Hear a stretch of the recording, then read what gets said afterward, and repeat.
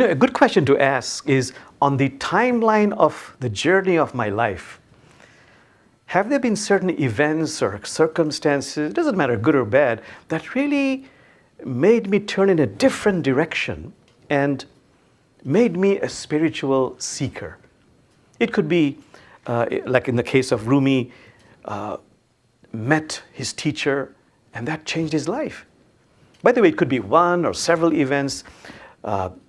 It could be a question. For example, the Buddha. He began to ask himself, why would a mother want to give birth to a child who would grow old, who would go sick and die? And pondering on that question changed that person's life, the Buddha's life. It could be reading a particular verse. For example, from the Bhagavad Gita, I believe, Gandhi read that one verse, truth is God. And that just splashed in his heart and created tremendous shifts, and he became a seeker. In the case of the Prophet Muhammad, peace upon him, peace upon all the prophets, he of course had an extraordinary experience of meeting Angel Gabriel. So, in your life, in my life, on the timeline of our journey, what have been one or several events that made me a spiritual seeker? The 13th century sage Rumi says, because we humans are unmindful, there are two veils that come in the way of us becoming a seeker. The veils of health and wealth.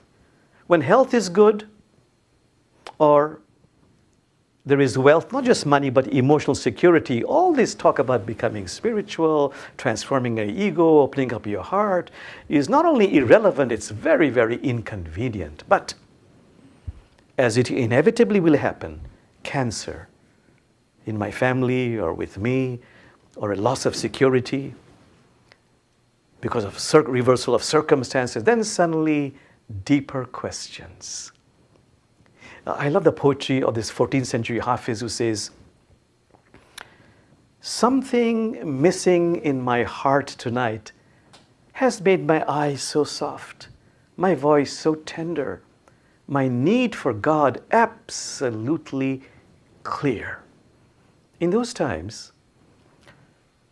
teachers say we ask deeper questions. What is going on? Why me?